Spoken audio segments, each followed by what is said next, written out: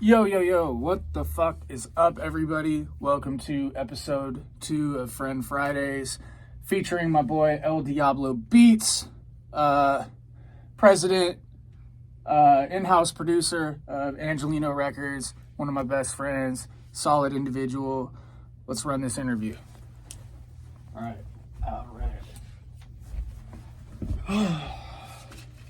How's it going, man? Man, I'm good. Introduce yourself to the viewers. My name's eldiablobeats. I'm 34 years old. I've been doing this producer shit for coming up on 3 years, but I've been making music for well over 15 years. How did you get into music? Shit. The very first time I got into music or got introduced to just being to instruments, I guess. I got a keyboard, one of those little Casillos, when I was really young.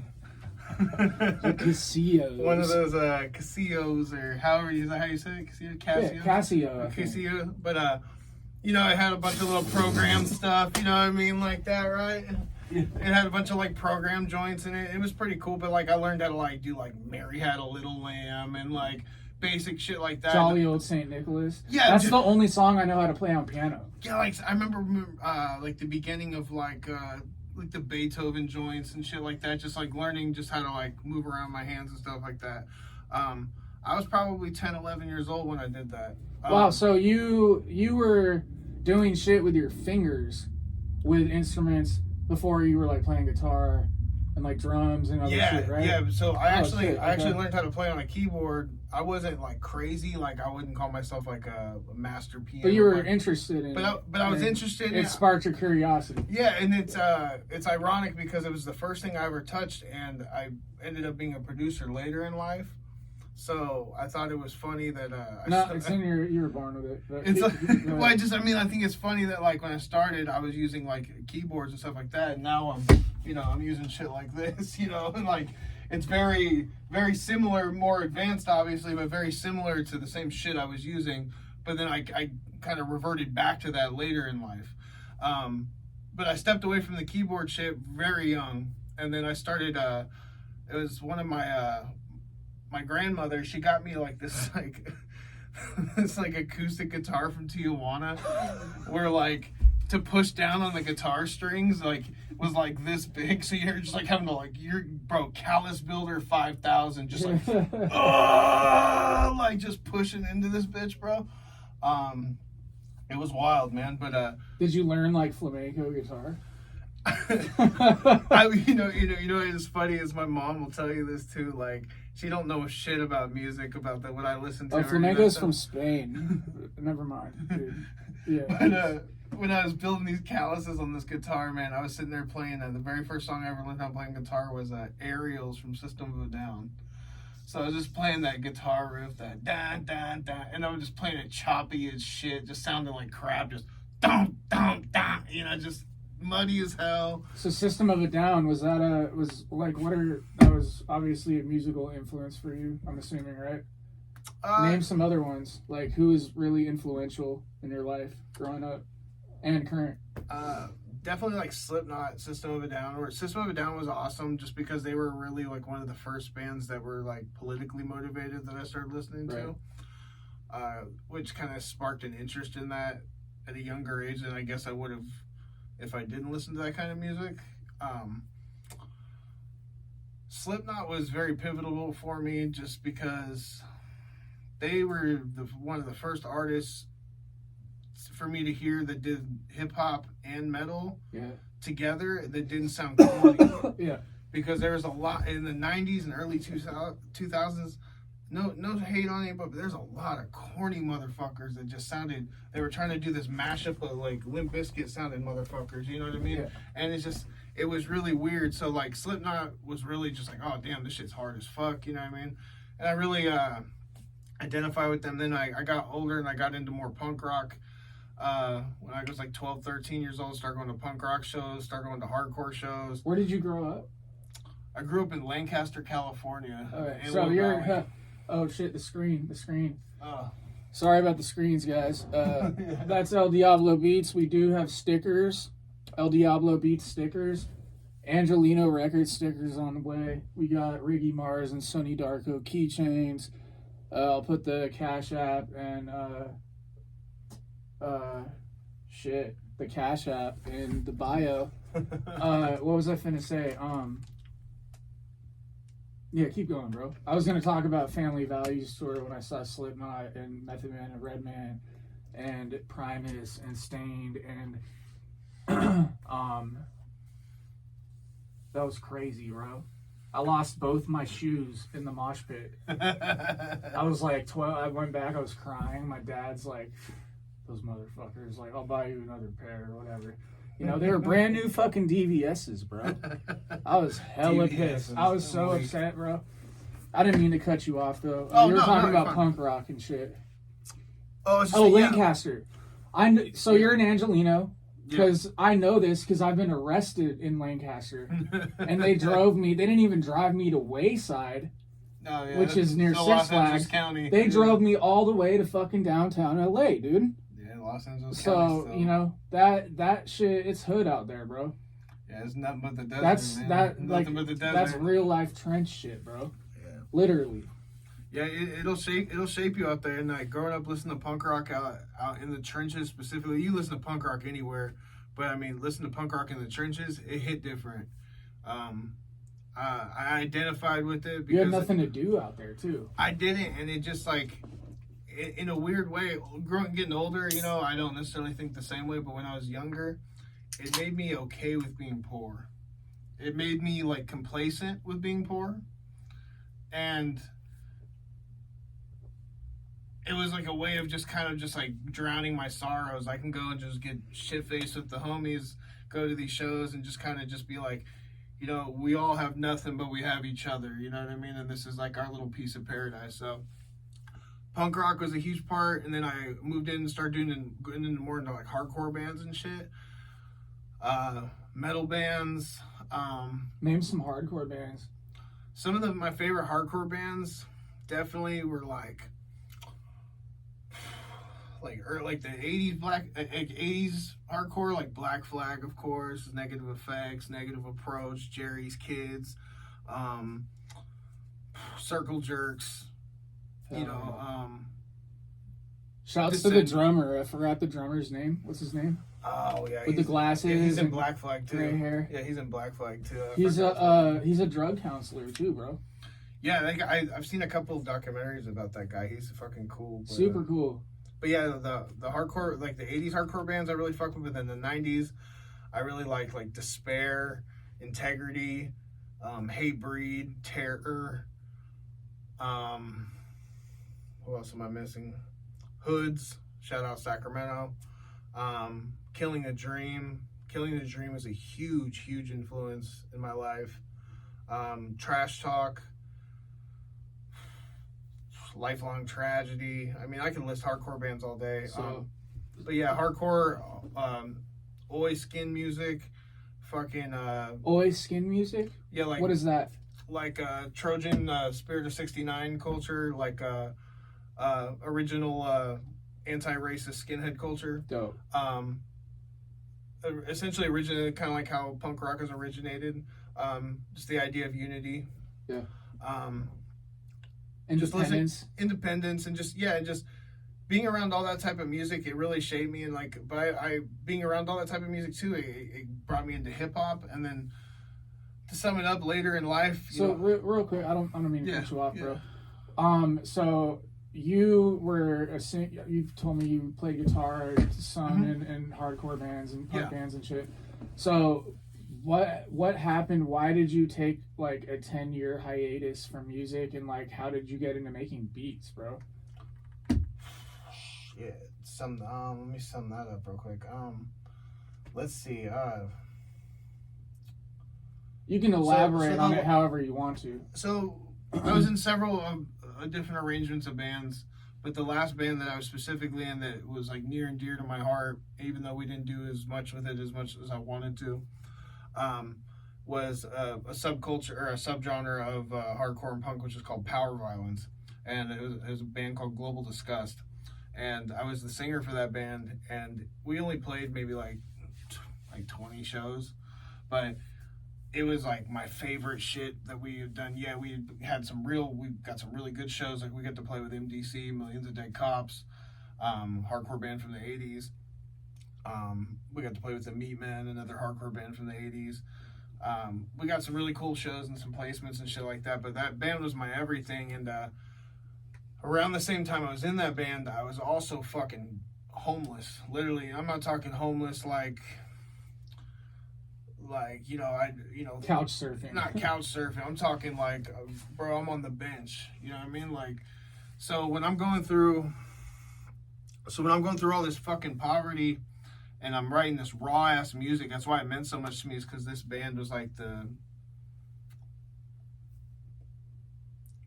it was the painting of everything I had gone through those years of poverty. So it's just like, even though they were like short songs, they meant a lot to me.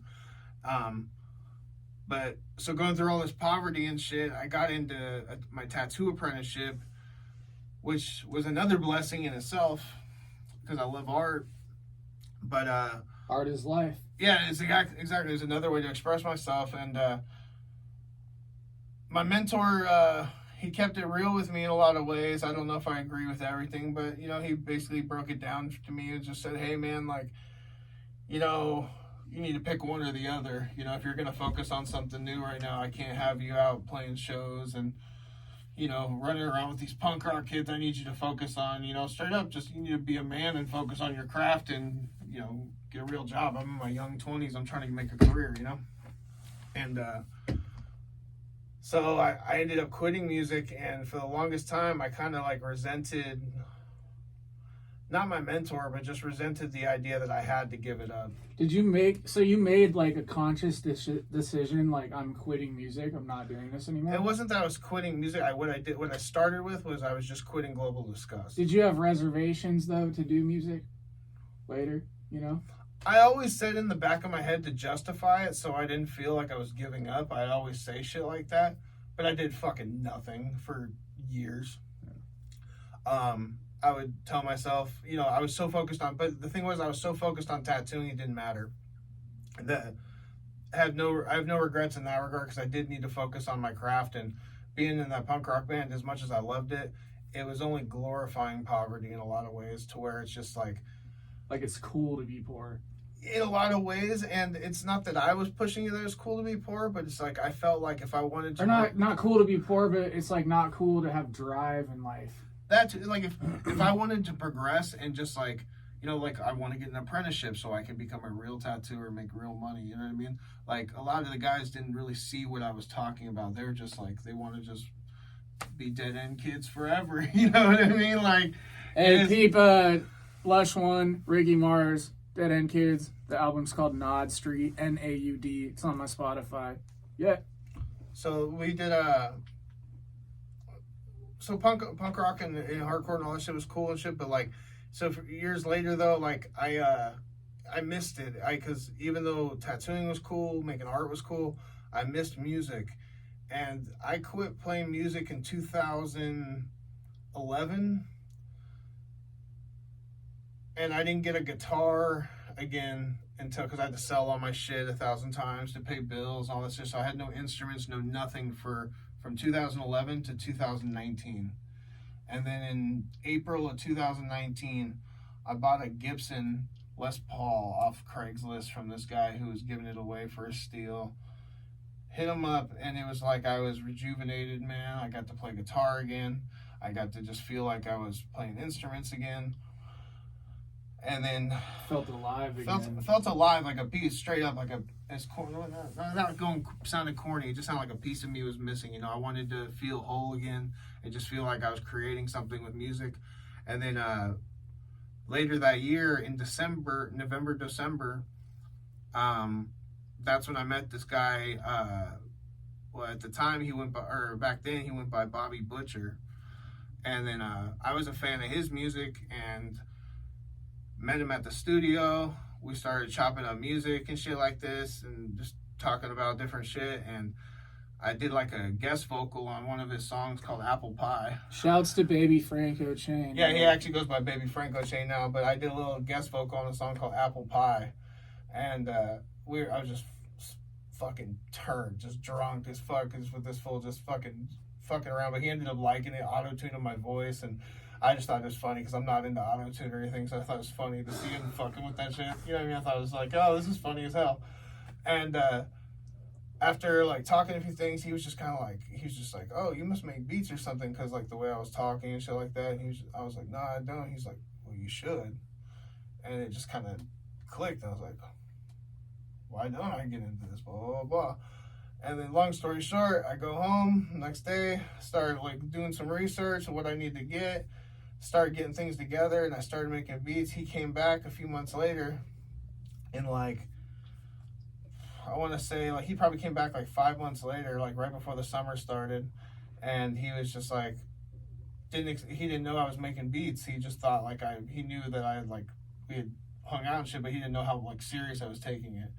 And then he was like, hey, what are you doing, blah, blah, blah. I was like, oh, just making beats, blah, blah, blah. And I was showing him some shit on like a video chat, and I was playing something for him, and I played the Dead Summer beat that we did. And he's like, bro, this is fucking fire. What the fuck is this? He's like, you made this? And I was like, yeah. He's like, bring this over right now.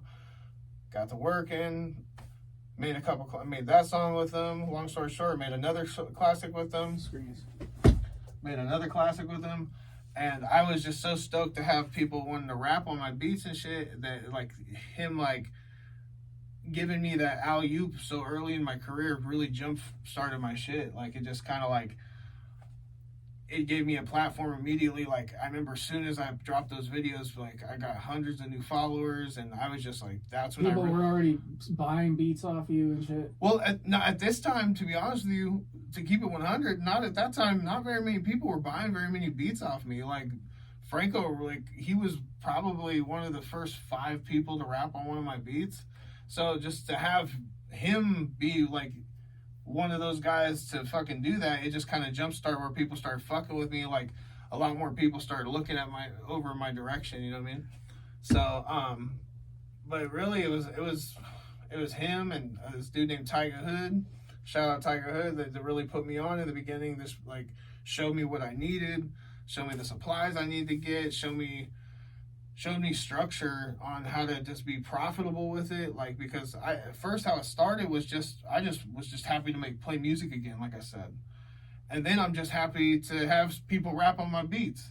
And then next thing you know, I'm reinventing my career and I'm making an income. And I'm fucking making music in my 30s and making money for it. And like more money than I ever made, obviously, when I was in a punk rock band, because there's no fucking money in punk rock. You know what I mean? But it's just crazy to me, like, to have that all just go and like in a full circle. Like, how what did you always like go by the name El Diablo Beats, or like what made you decide on the name? What does it mean to you?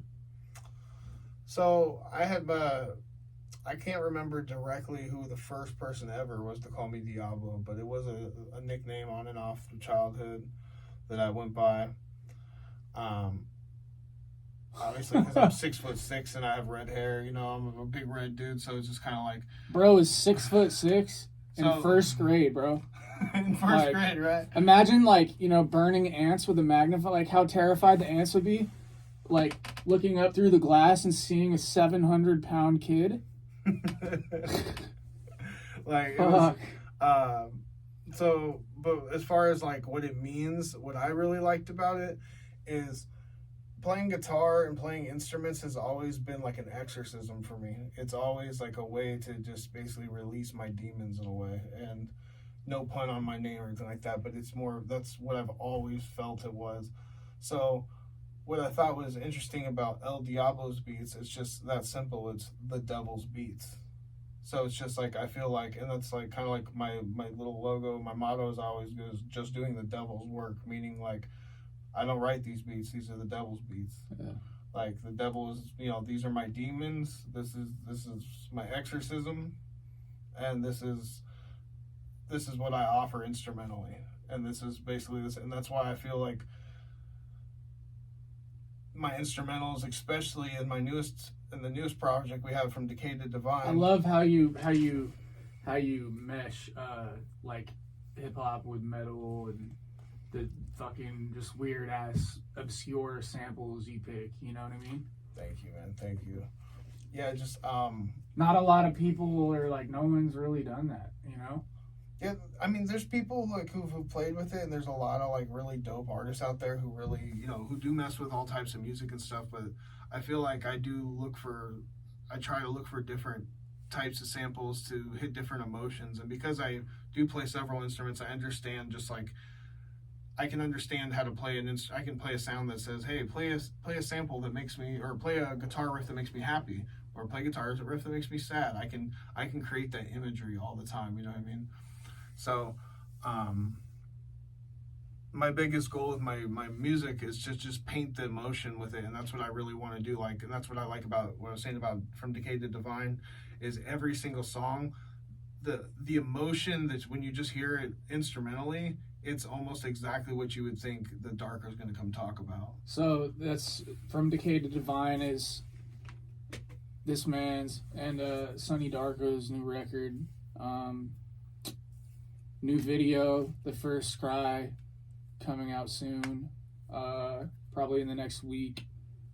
Talk about it some more, man. Congrats on you just broke. You're in the quadruple digits now, dude. Yeah, we Quinn.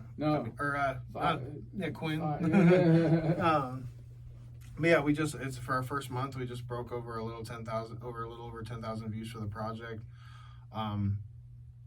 Really excited. We dropped, I think, 9/16. So it's been like a little over a month or whatever. It's been awesome though. Just I really love the sounds and the samples and the instruments I played on this album, because like I said, it paints the imagery exactly what Darko is trying to portray through his music. And that's what I feel like has made this album so awesome to me, is because I was a singer for a metal band and these punk bands shit, but I was nowhere near a rapper. You know what I mean? A rapper is a lot more poetic and cohesive, and to hear Darko just come in there and just smooth talk on all this shit and just dance on it, it's awesome. Like it reminds me and it humbles me. Like I was just saying, I just wanted people to rap on my beats in the beginning, and now I'm really killing it with some numbers and making the dopest of the dopest shit. Like eldiablobeats, Sonny Darko, From Decay to Divine, everywhere. Spotify, Apple, Deezer, Tidal, YouTube, whatever your preferred digital streaming platform is. Go peep that shit. All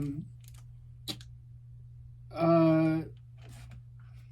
What artists would you love to collaborate with?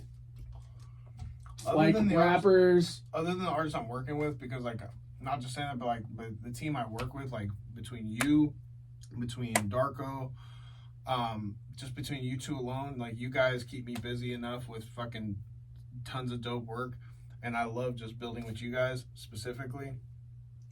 Artists that I fuck with, that I really, obviously would love to put under my credit belt. OT the Real, RJ Payne, Flea Lord, Ito, what else am I missing? 38 Spesh.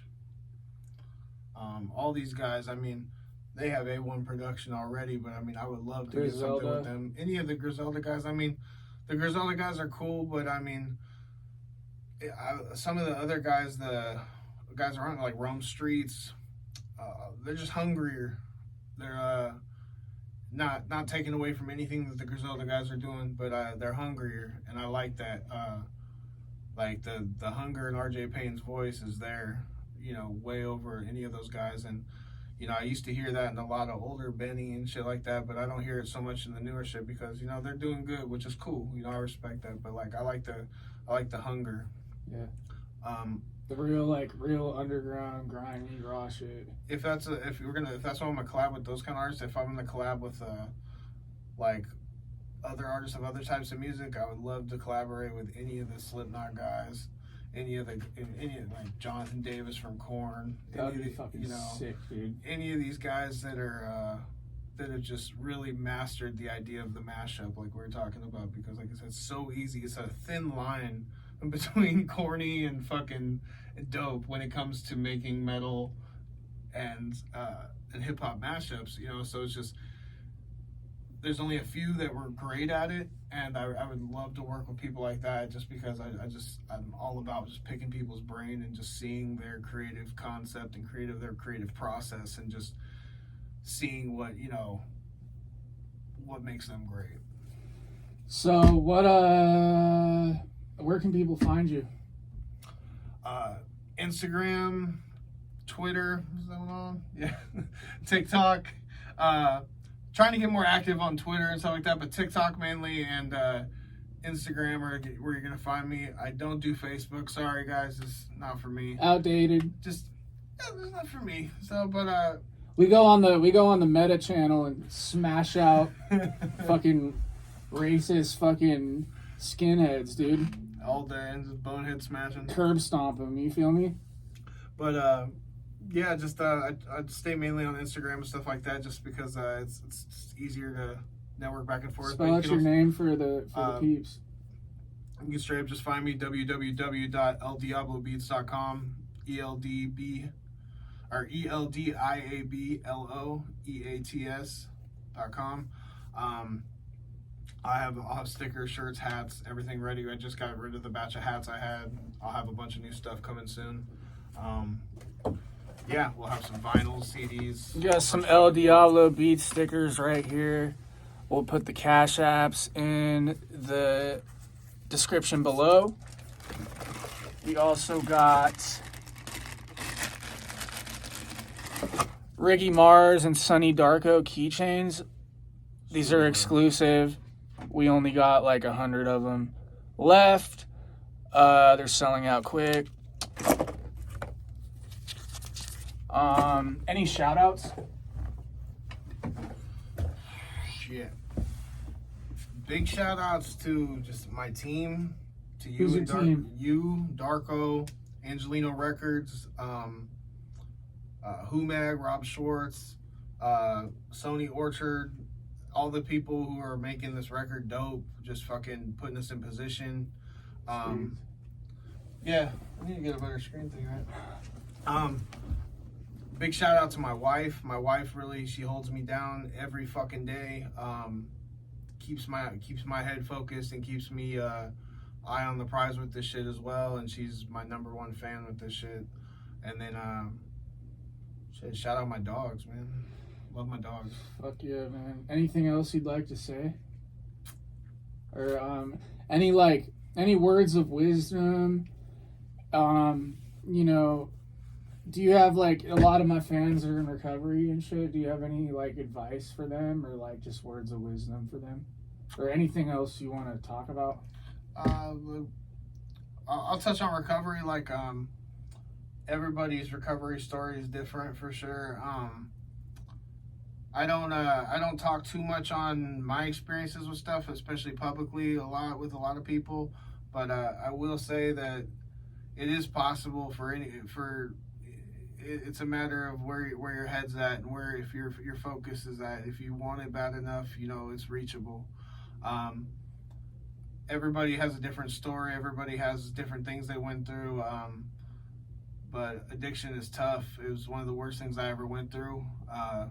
It's been a long time since I've had to deal with it, but you know, opiates were not fun at all. You know, and it all starts with these doctors. You know, I hurt my back at work or something like that, and next thing you know, you're taking pills, and you know, from there you're, you know, taking an excess of pills, and then depending on your financial situation, you know, you can go crazy with it, you know, or just, even if you're not financially set, you're robbing houses and kicking shit in, making it happen for your habit. You know what I mean? So change is possible. Recovery is possible. Yeah, just keep your eye on the prize always. Like addiction's a slippery slope, but you gotta find what your purpose is in life. And I feel like one of the biggest things to keep me sober personally it has been finding music and being able to be a music producer, Creative outlets. and just being able to recreate myself in my 30s. You know what I mean? I was 31 years old,